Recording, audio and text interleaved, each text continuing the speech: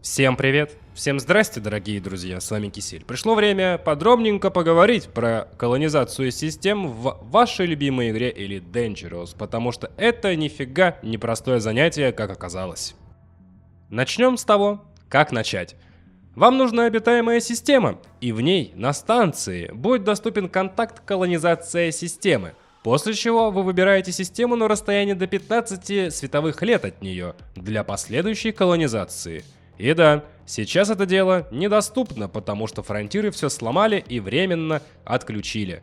Но вам предложат потом установить ту или иную станцию, аванпост самый мелкий, Кориолис средний и большую станцию. Важный момент.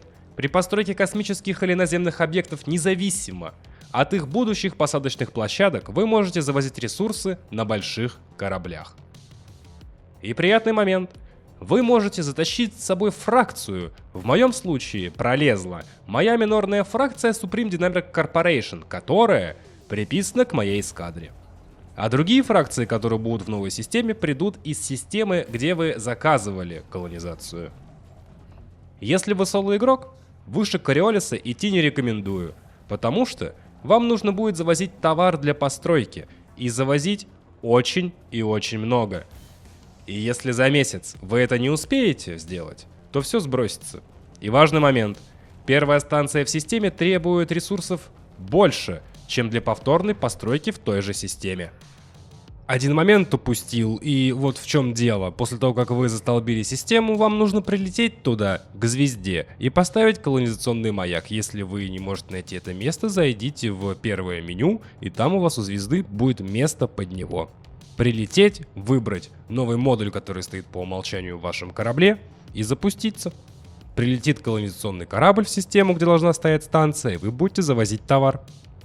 Обычный аванпост 13525 единиц товара. Если первая станция в системе 18473 в моем случае, но у ребят было и по 20, и по 22 тысячи. От чего это зависит, непонятно. Но у меня еще почему-то показывались одинаковые значения для Кориолиса. 53 723 товара при установке первой станции в системе и повторной ее установке. И с станции в астероиде такие же значения. Та же история с большой станцией Ocelus и Orbis. 209 122 товара. Но когда я ее ставил первой в своей системе, она требовала в районе 240 тысяч. И это очень и очень много. Я бы вам рекомендовал не мучиться и ставить аванпосты. Это быстрее и позволит уже после строить другие постройки, включая наземные. И важный момент. Аванпосты имеют разные типы экономики, в отличие от Кориолисов и Орбиса с Оцелусом. Они только колониальные.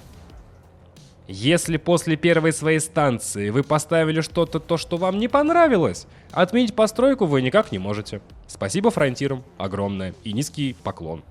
Но пока это бета, может поправят через полгода, зная разрабов, и снести уже готовую станцию вы тоже, кстати, не можете.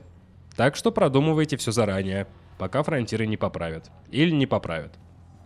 Каждая станция имеет не только тип экономики, но и различные бонусы, которые влияют на параметры системы. А именно, экономика объекта, влияние системной экономики, максимальный размер посадочной площадки, первоначальный рост населения, изменение безопасности, изменение благосостояния, изменение уровня развития, максимальный рост населения, изменение уровня технологий, изменение уровня жизни. И как вы понимаете, это может идти как в плюс, так и в минус.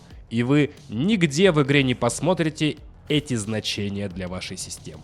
Нету такой вкладки с характеристиками системы, где видны все эти значения и параметры перехода, скажем, с низкого уровня безопасности до высокого. Просто нету. Спасибо огромное, фронтиры. Записываем на стикеры, приклеиваем к монитору, держим в уме, что вы строили, и ведем учет всего этого дела. Excel-таблица приветствуется. Здравствуй и в онлайн. Новый интерфейс на карте системы. Интерфейс архитектор. Довольно прост, кстати, если что. У планет стоят зеленые плюсики, куда можно ставить постройки. А на планетах у нас отмечено зеленым зданием, где можно производить строительство. Внизу посередине отмечено, сколько вы можете строить в космосе и на планетах. И мне лично непонятен момент с моей системой, потому что у некоторых планет я не могу ничего строить, и я не понимаю, почему это так работает. По поводу цифр буду относительно краток. Есть таблица с отображением всего этого дела, и они перед вами. Если нужны, то будут лежать в моем телеграм-канале постом, ссылка в описании и закрепленном комментарии. Давайте приведу пример. Если вы в своей системе хотите горнодобывающую экономику, то просто-напросто начинаем так. Начинаем с колонизации системы. Строим аванпост коммерческого, промышленного или гражданского типа. Ну или, если не жалко ресурсов, сразу берем станцию в астероиде, она имеет ту экономику, которая нам нужна сразу. После двигаемся в установки и ставим шахтерские, и переходим к планетарным постройкам. Тут у вас есть два варианта. Наземное поселение Одиссеи 3 размеров с добывающей экономикой и центр по добыче ископаемых, который не построить, если что, до того момента, как вы не построите добывающую установку. И вот в таком режиме строимся, мои дорогие. Сколько у нас типов различных экономик, я думаю, вы знаете. И если что, терраформинга пока нету. В игре есть, но у нас нету. Также в интерфейсе архитектора вы можете заметить то, что есть какие-то непонятные очки справа.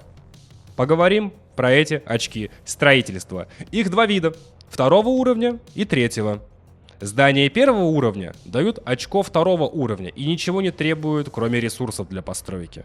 Здание 2-го уровня уже потребляет эти очки 2-го уровня и дает на выходе очки 3-го уровня. А здания 3-го уровня потребляют эти очки и все.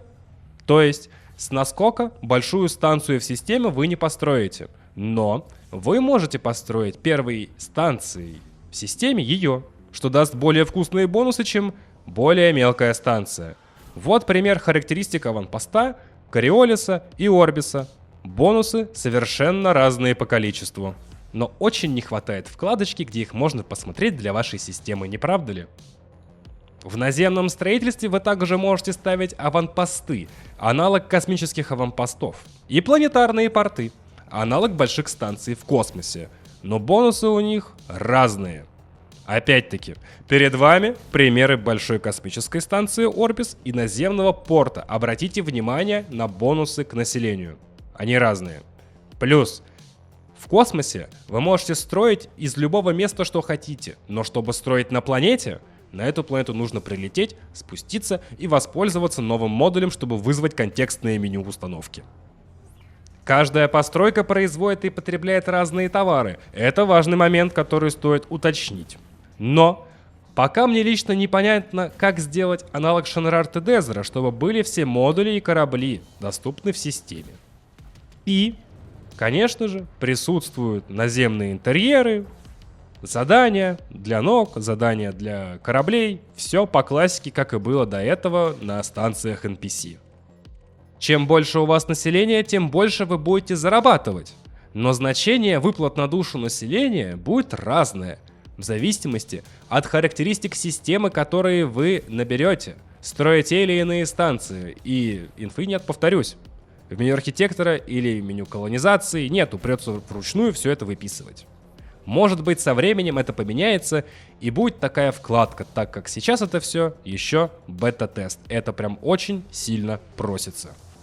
И самое веселое, а ради чего все это было задумано? Денежки. В моем случае построена следующая. Одна большая станция. 5 космических аванпостов разных. 5 космических установок 1-го уровня тоже разных. 4 больших поселения Одиссеи, тоже, внимание, разных. Одно в строительстве и еще 3 наземных аванпоста тоже в строительстве. И барабанная дробь. 463 100 кредитов при населении 162 тысячи человек, если я верно помню. Если мне будет не впадло, я посчитаю, сколько в сумме ресурсов было завезено в эту систему для постройки всего этого. Как вам контент, мои дорогие? Но напоминаю, бета-тест. Может быть и добавят нолик. Мой почти пустой авик жирает 10 миллионов, а система, в которую было вложено гигантское количество ресурсов, приносит копейки. Бредятина, как по мне. Тем не менее, разнообразие доступных построек позволяет вам создать систему, которая идеально подойдет под ваши нужды. Например, если вы предпочитаете торговать крупными партиями, вы можете разместить 3 станции типа Кориолис вокруг одной планеты. Примерно, условно. Чтобы быстро пополнить запасы, скажем, вашего флотоносца. Для тех, кто выбрал путь пирата или анархиста, есть возможность построить пиратские аванпосты и установки, чтобы грабить всех, кто окажется в вашей системе. Если же вы исследователь, вы можете помочь различным фракциям добраться до туманностей или же закрытого Колл-сектор 70. А почему бы и нет? Может, получится там потом построиться, откуда мы знаем. Но прикол вот в чем. Кориолисы, как и большая станция Орбис, имеют колониальный тип экономики. И в моем случае производят пока что только биоотходы и что-то там еще. Так что придется строить профильные постройки, которые будут делать тот или иной товар. А список, какие станции какой товар делают, у меня отсутствует. И между прочим, в апреле нас ожидает обновление, связанное с эскадрильями. Я так, правда, не понял, это будет являться полноценной заменой эскадры, либо что-то новое и отдельное. Называется оно Vanguard. Видео есть на канале, так что, если что, посмотрите. Вместе с вашей командой вы сможете застроить всю свою систему станциями, чтобы усилить свое влияние и получить больше ресурсов для покорения космических просторов. Вы это можете, правда, и сейчас сделать с эскадрой вместе, но там очень неудобный интерфейс. В Vanguard нам такие интерфейсы обещают, то что будет прям все удобно, прям все понятно. Это отличный шанс укрепить свои позиции, достичь новых высот в игре и также прокачать свою минорную фракцию в этих системах, чтобы она занимала там максимальное влияние. Только вопрос, нахера нам это надо? Обновление, как по мне, действительно большое и обширное. Нам дали инструменты расширения пузыря, которым пользовались разработчики, устанавливая те или иные станции и постройки. Но это очень хороший будет ролплей отыгрыш. Но для какого-нибудь соло игрока это бесполезная хрень, как по мне. Для тех, у кого эскадры есть минорная фракция, и вы увеличиваете количество систем, где вы присутствуете, да, прикольно. Но эту станцию нельзя будет у вас уничтожить. Систему у вас нельзя будет отжать. Это не как контроль территории в EVE Online, а просто застолбили систему, все это дело поставили и получаете за это дело копейки. Так что вроде обновление хорошее, но стоит его как-то еще дообновить и обмазать еще большим контентом и взаимодействиями между игроками, чтобы это влияло на то, что будет с вашей системой. Потому что вам абсолютно все равно, что будет происходить в вашей системе. Захватит ли ее какая-то галактическая держава? Пофигу. Будут ли там какие-то определенные фракции, ваши или не ваши, пираты, не пираты? Пофигу. Оно будет приносить денежки. Станции будут производить ресурсы, и это не влияет. По крайней мере, пока что на момент бета-теста этого обновления первопроходцы. Пишите, что думаете по поводу всего этого дела в комментарии. Будет очень интересно почитать, потому что обновление вышло, довольно неоднозначным. Как по мне, реакция на него у меня очень такая не особо. С вами был Кисель. Всем до встречи и пока-пока. Увидимся в космосе.